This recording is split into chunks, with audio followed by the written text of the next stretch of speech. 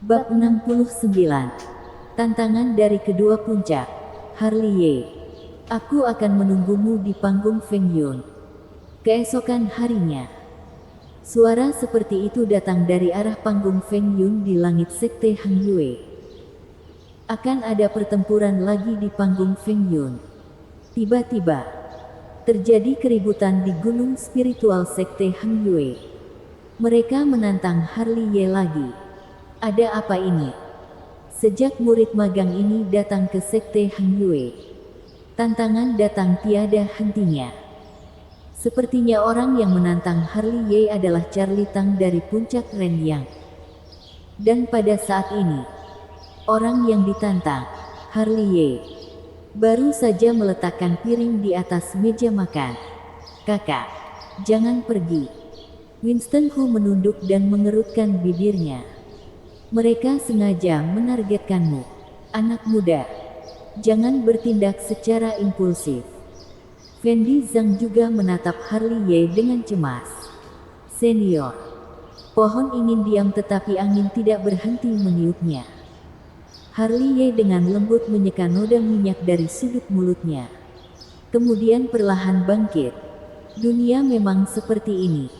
Karena aku telah memulai jalan ini, maka aku ditakdirkan akan menemui duri di tengah perjalanan. Bahkan jika aku tidak bertarung hari ini, mereka akan memikirkan cara lain untuk memaksaku menyerah. Ini semua adalah salahku. Winston Hu membenamkan kepala kecilnya lebih rendah dan mengepalkan tinju kecilnya erat-erat. Ini tidak ada hubungannya dengan dirimu. Jangan salahkan dirimu sendiri. Harley Ye menyentuh kepala kecil Winston Hu, lalu meletakkan pedang Tian Ke di punggungnya, berbalik dan berjalan keluar. Pada saat ini, panggung Feng Yun yang biasanya sangat meriah, telah berkumpul orang-orang dari seluruh dunia. Di atas panggung, seorang pemuda berjubah putih berdiri dengan kedua tangan berada di belakang punggungnya. Memiliki rambut hitam panjang, alis tebal, dan pedang besar dengan kepala hantu tergantung di depannya. Aura dan momentumnya sangat kuat sampai membuat mata semua orang di bawah berkilauan. Apakah dia adalah Charlie Tang? Tidak disangka Master Quarlet dari puncak Ren yang menyuruhnya keluar dari pengurungan dirinya. Dia adalah alam Ren Yuan tingkat kelima yang sebenarnya. Aku merasa bahwa Harley Ye akan kalah kali ini.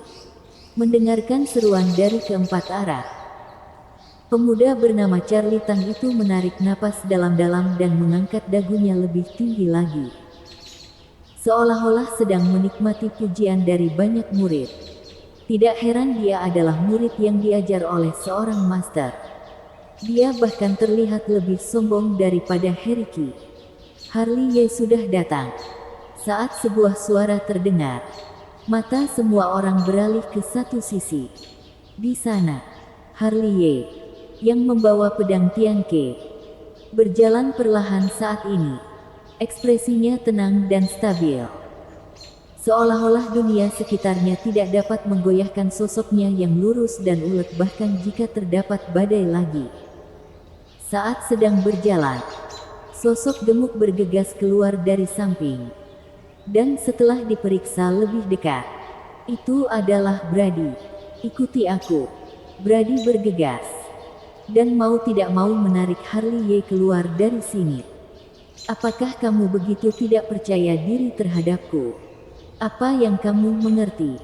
Brady mendekati Harley Ye, lalu mengedipkan mata padanya, memberi isyarat agar dia melihat kedua arah di bawah panggung Feng Yun. Melihat ini, Harley Ye melihat situasi dan menemukan bahwa terdapat lebih dari 10 kaki meja giok di sebelah timur dan barat panggung Feng Yun. Dan di depan meja giok itu terduduk beberapa murid yang sedang minum dengan santai. Ketika Harley Ye menyapu ke arah mereka, orang-orang itu juga memberikan tatapan main-main padanya. Harley Ye mengerutkan kening. Kenapa terdapat begitu banyak orang alam Ren Yuan? Kamu telah melihatnya, kan? kata Brady dengan suara rendah. Murid pewaris puncak Di yang duduk di sebelah timur. Dan murid pewaris dari puncak Ren yang berada di sebelah barat. Masing-masing dari mereka tidak sebanding dengan Heriki. Mereka semua adalah wajah yang asing. Tetapi basis kultivasi mereka lebih menakutkan daripada satu sama lain. Mata Harley menjadi cerah dan gelap, terutama di antara mereka. Terdapat beberapa aura yang sangat tidak jelas.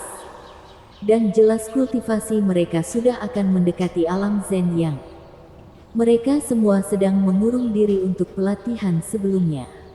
Brady berkata, para murid ini adalah kelompok murid yang paling menakjubkan di puncak Diyang dan puncak Ren Yang. Alasan kenapa mereka mengurung diri adalah untuk mendapatkan kemenangan di pertandingan murid luar. Untuk menghadapi aku yang berada di alam mimpi. Pertempuran ini terlalu besar. Bukankah itu karena kamu terlalu kuat? Bisakah murid biasa menjatuhkanmu? Kata Brady dengan marah. Setelah mengatakan itu, dia hendak menarik Harley untuk berjalan keluar lagi. Ayo pergi. Tidak apa-apa menjadi pengecut sekali atau dua kali. Kamu tidak bisa melawan mereka. Namun, sebelum Harley bisa bergerak, suara kasar Charlie Tang muncul di atas panggung. Kenapa? Kamu sudah menyerah begitu cepat, Harley. Kamu bisa bersembunyi untuk sementara. Tapi apakah kamu bisa bersembunyi untuk selamanya? Jika kamu tidak naik ke atas panggung hari ini, maka kami memiliki 10.000 cara untuk menghadapi kalian. Begitu kata-kata ini keluar, pikiran Harley berdengung untuk sementara waktu. Kalian, ini tidak hanya mengacu pada dia, Harley, tetapi juga pada Winston Hu dan Fendi Zhang. Kata-kata Charlie Tang menjelaskan bahwa jika dia, Harley, tidak bertarung hari ini, maka mereka akan mencoba yang terbaik untuk menganiaya Fendi Zhang dan yang lainnya. Naga memiliki sisik yang tidak bisa disentuh. Dan kata-kata Charlie Tang benar-benar membuatnya marah. Aku akan bertarung. Dengan suara nyaring, Harley menyingkirkan Brady dan tiba-tiba melompat ke atas panggung. Seperti ini baru benar. Charlie Tang tersenyum main-main. Tanpa menjawab, Harley langsung menghunuskan pedang Tianke. Dia melangkah keluar dari celah di platform batu biru di bawah kakinya. Mengikuti langkah misterius teknik 1000 bayangan untuk mencapai ke hadapan Charlie Tang. Melompat ke udara dan menebas. Charlie Tang mendengus dingin, memegang pedang besar di tangannya, dan membuat gerakan ke atas. Kedua pedang bertabrakan. Suaranya renyah tetapi juga keras. Di atas panggung, Charlie Tang terhuyung-huyung oleh serangan Harley yang mengejutkan penonton. Alam Ningki dapat memiliki kekuatan tempur yang begitu mendominasi. Tidak disangka dia lebih unggul daripada alam Ren Yuan tingkat kelima. Tidak hanya penonton di bagian bawah panggung. Bahkan murid pewaris dari puncak Ren Yang dan puncak Diyang juga menunjukkan keterkejutan. Di tempat kejadian, Charlie Tang yang merasakan perasaan terdalam. Lengannya terguncang dan terluka. Dia percaya bahwa tingkat kultivasinya jauh lebih tinggi dari Harley. Tidak disangka kekuatan tempur dan kultivasi yang dia banggakan akan dikalahkan di tangan alam Ningki. Karena dia mengurung diri sebelumnya. Sehingga dia tidak menyadari apa yang terjadi di luar. Sampai sehari sebelum Master Quarlet memanggilnya. Dia mendengar tentang apa yang terjadi di Sekte Heng Yue baru-baru ini. Dia yang sombong. Tidak terlalu setuju dengan tindakan murid magang. Harley berpikir bahwa Harley hanya sedikit lebih kuat dari alam Ningki biasa. Namun pada saat ini, dia benar-benar merasa bahwa Harley tidak mudah untuk dihadapi. Murid magang ini memang memiliki kekuatan untuk bertarung di luar barisan. Setelah terkejut, Harley menggerakkan pedang Tianke untuk menyerang Charlie Tang lagi. Dan kecepatannya tidak terlalu cepat. Melihat ini, Charlie Tang mengetuk jari kakinya dan melangkah mundur. "Jangan bergerak," teriakan itu terdengar. Dan Harley melemparkan pedang Tianke dari udara, mengarahkan ujung pedangnya langsung ke arah Charlie Tang. Ketika Charlie Tang melihat ini, dia mengangkat pedangnya dan menerbangkan pedang Tianke yang diarahkan ke arahnya. Namun, saat dia akan melakukan langkah selanjutnya, Harley bergegas ke arahnya seperti singa, menunjukkan makna mendalam dari jurus kemarahan monster. Terkadang dia seperti harimau yang ganas, terkadang seperti kera yang ganas, terkadang seperti singa, terkadang seperti serigala.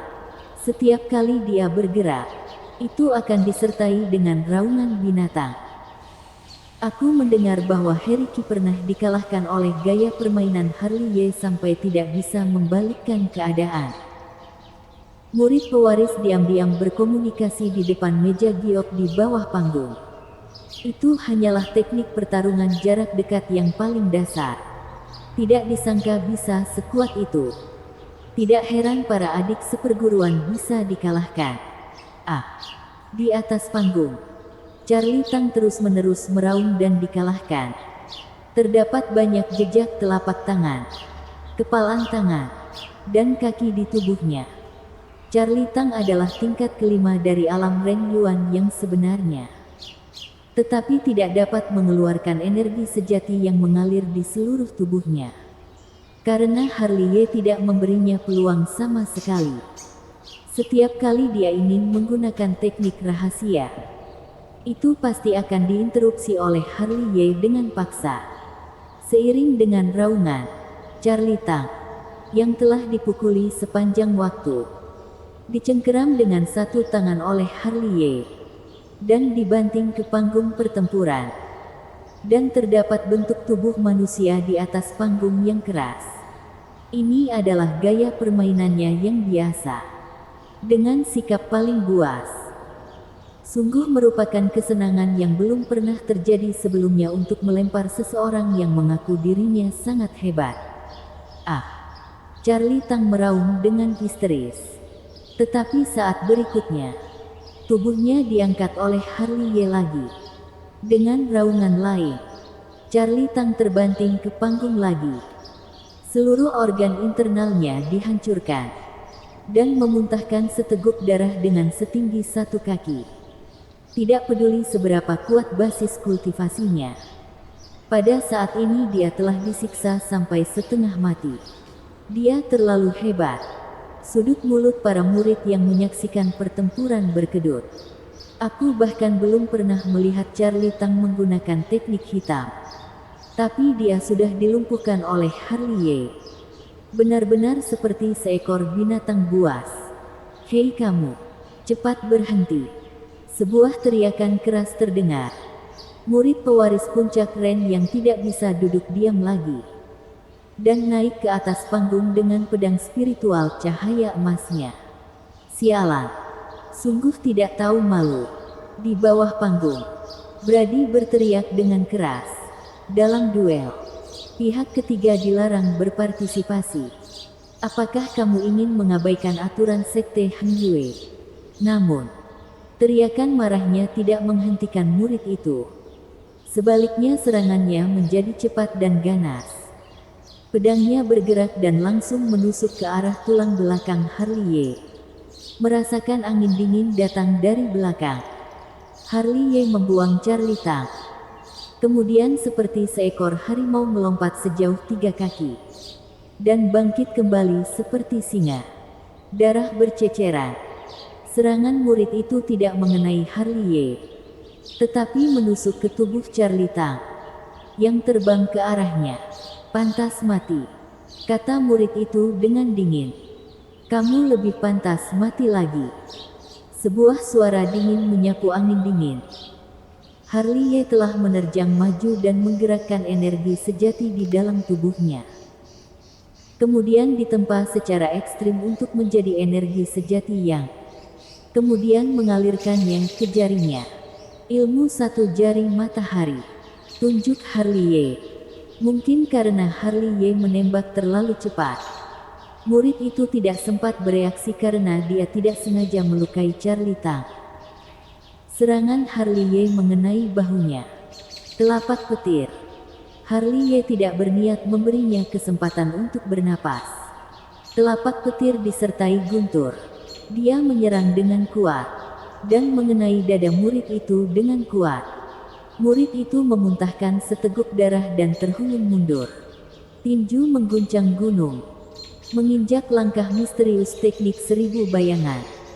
Harley mengikuti dari dekat. Tinju mengguncang gunung yang kuat dan mendominasi meledak.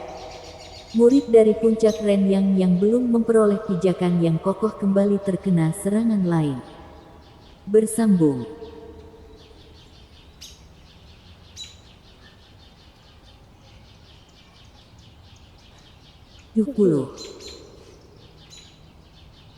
Bab 70. Pertarungan yang datang silih berganti. Seteguk darah lainnya dimuntahkan.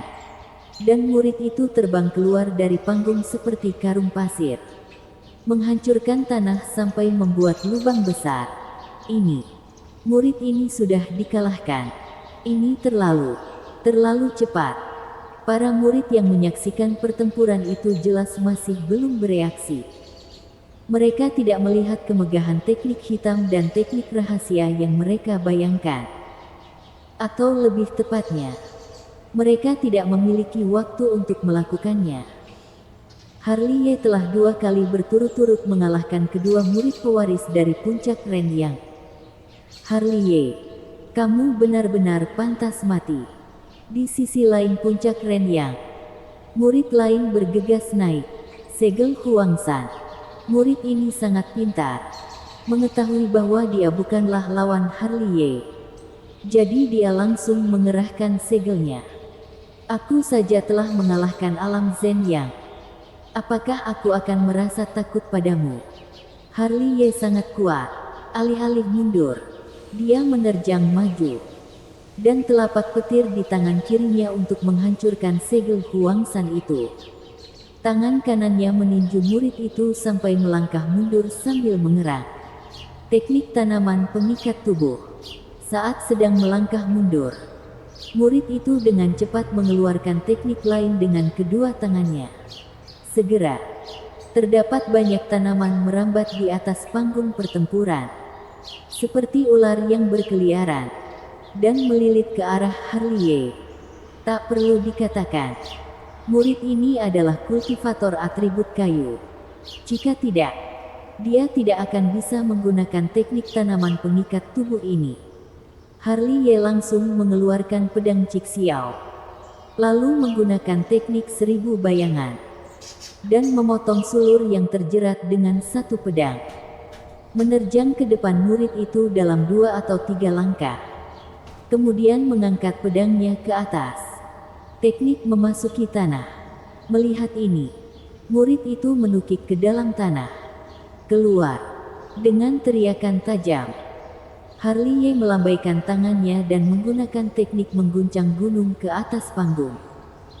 Panggung pertempuran bergemuruh. Dan murid yang baru saja melarikan diri ke dalam tanah sangat terguncang sampai terbang keluar. Kecepatan Harley sangat cepat. Dia datang seperti angin. Dan sebelum murid itu jatuh ke tanah, kakinya telah tertangkap. Selanjutnya adalah spesialisasinya yang biasa. Dengan suara gemuruh, murid yang ditangkap kakinya dilempar ke tanah oleh Harley. Seperti murid yang dilempar sebelumnya. Dia hampir memuntahkan ususnya. Satu lagi yang kalah. Banyak penonton menghela napas. Seolah-olah tidak heran kalau Harley begitu kokoh. Saat kedua serangan pedang melesat ke atas panggung, seorang murid puncak Di yang maju ke depan. Harley menggunakan pedangnya dengan sangat cepat, menghancurkan kedua serangan itu. Kemudian dengan cepat mundur. Karena murid itu benar-benar mengeluarkan asap. Asap itu mengepul. menutupi panggung pertempuran dan mengaburkan pandangan penonton yang menonton pertempuran. Klang, klang.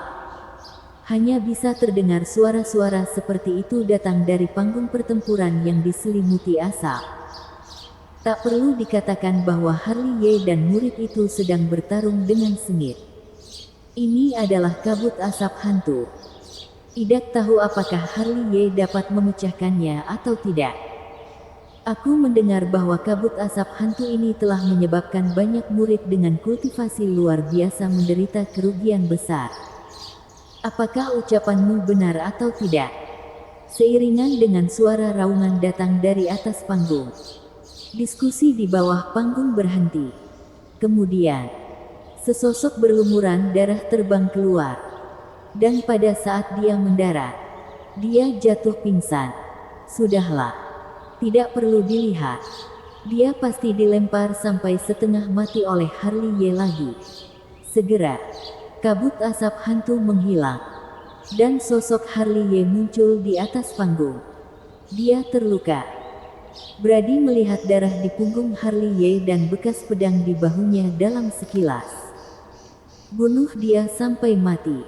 Murid puncak di yang bergerak. Seolah-olah tidak ingin memberi Harley waktu untuk bereaksi. Pertempuran dilanjutkan.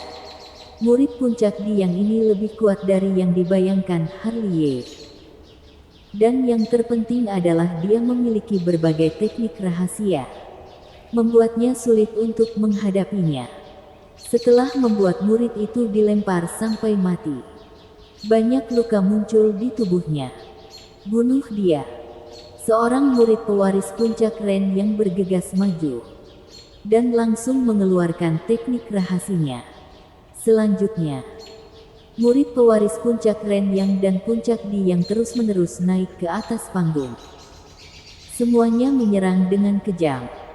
Sama sekali tidak meninggalkan ruang bagi Harley untuk bertindak. Yang mereka gunakan adalah teknik yang besar. Orang yang semakin lama naik ke atas panggung semakin kuat. Dan semua jenis teknik rahasia muncul satu demi satu.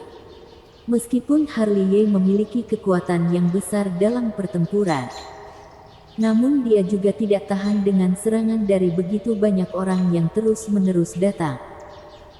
Setiap kali dia mengalahkan seorang murid pewaris, akan terdapat banyak bekas darah di tubuhnya. Dan jubah yang dikenakannya berlumuran darah. Jika dia terus bertarung seperti ini, cepat atau lambat dia akan mati karena kelelahan. Brady mengepalkan tinjunya yang kecil dan menggertakkan giginya. Serang. Seluruh tempat dipenuhi dengan suara nyaring Harley.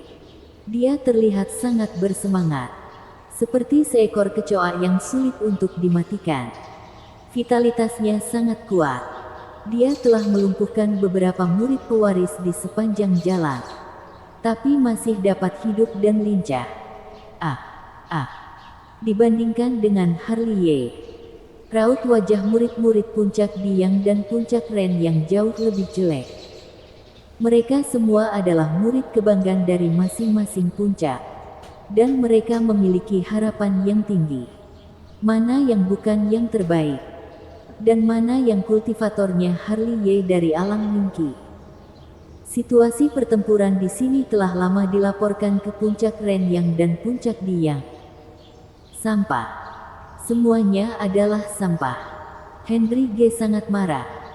Mereka adalah murid pewaris yang dia latih secara pribadi, tapi malah dikalahkan dengan cara mengenaskan oleh seorang alam mimpi.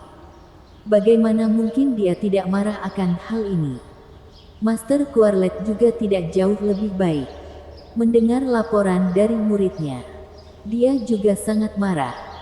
Kekuatan Harley jauh melampaui harapannya.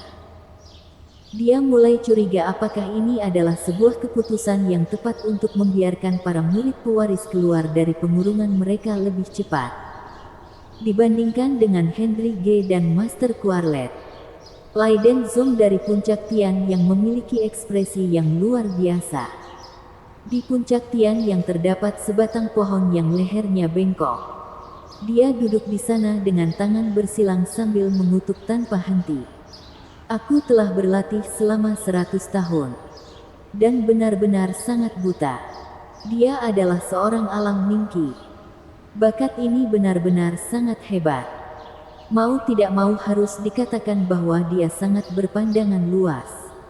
Meskipun murid-muridnya memiliki sedikit masalah dengan Harliye, tapi dia masih mengajar dengan baik. Setidaknya dia tidak terlibat dalam konspirasi. Tidak seperti Master Quarlet dan Henry G. Sekarang tampaknya keputusannya masih sangat tepat.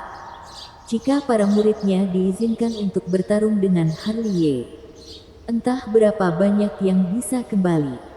Benar-benar bodoh. Laiden Zong menutupi wajah tuanya. Hatinya terasa sakit. Di atas panggung Feng Yun, seorang murid puncak yang dipukul lagi oleh Harliye. Sampai bahkan ibunya tidak bisa mengenalinya. Ini sudah merupakan orang keberapa? Murid di antara hadirin bertanya tanpa sadar. Ini sudah yang ke-15. Seseorang menghela napas. Murid pewaris puncak Ren Yang dan puncak Di yang dipukuli oleh Harliye dan lebih dari setengahnya cacat. Tapi menurutku Harliye juga tidak jauh lebih baik. Mendengar ini, banyak orang melihat ke atas panggung. Di sana, tubuh Harliye berlumuran darah. Dan lukanya sangat banyak sampai tidak tahan untuk melihat secara langsung. Dia hampir jatuh di atas panggung beberapa kali. Orang dari kedua puncak itu datang bergantian untuk bertarung dengannya. Dan dia juga kehabisan energi sejati. Anak muda, ayo pergi. Tubuhmu akan muncul masalah jika terus bertarung lagi. Brady buru-buru mengingatkannya. Harliye mengangguk. Dia mengetahui kondisi fisiknya sendiri. Dia terus bertarung satu demi satu. Dan jika dia terus bertarung, dia kemungkinan besar akan mati di panggung ini.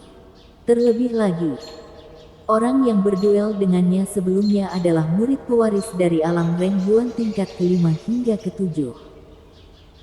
Dan sebagian besar murid pewaris yang tersisa adalah tingkat ke-8 alam Ren Yuan hingga tingkat ke-9. Bahkan terdapat 2 orang yang telah melangkah ke alam-alam Zhen Yang. Meskipun dia percaya bahwa dia masih bisa mengalahkan orang di tingkat ke-8 alam Ren Yuan, namun itu akan membutuhkan darah. Dan dia tidak mampu bertahan lagi. Dengan pemikiran itu, dia berbalik. Namun, di sisi puncak Diang, seorang murid sudah muncul. Murid itu berwajah feminin dan memegang kipas giok spiritual. Dia terlihat sopan, tetapi memiliki 2 garis bibir yang tajam. Dan tidak disangka terdapat pemerah pipi yang hanya digunakan oleh wanita di wajahnya. Orang yang tidak tahu akan mengira bahwa pria ini seperti waria. Perkenalkan, namaku adalah Neon Su. Murid dengan pakaian ungu tidak langsung memulai pertarungan, tetapi pertama-tama melaporkan namanya. Kemudian tidak lupa untuk membungkukkan badannya kepada Harliye. Namun, semua orang mungkin tidak menyadari bahwa pada saat dia membungkukkan badannya, jarum perak yang tidak setebal rambut telah ditembakkan olehnya. Meskipun Harliye sudah ekstra hati-hati, dia tetap saja terkena. Segera, racun yang dibawa oleh jarum perak dengan cepat menyebar di dalam tubuh Harliye. Kemudian, tubuhnya menjadi berwarna hitam dengan jarum perak sebagai pusatnya. Dan kecepatan penyebarannya membuatnya lengah. Seteguk darah menyembur keluar. Setelah itu tubuh Harliye terhuyung-huyung dan hampir jatuh. Beraninya kamu menggunakan racun di panggung Feng Yun ini. Menatap Neon Su dengan dingin. Cahaya dingin melintas di dalam mata Harliye. Bembung.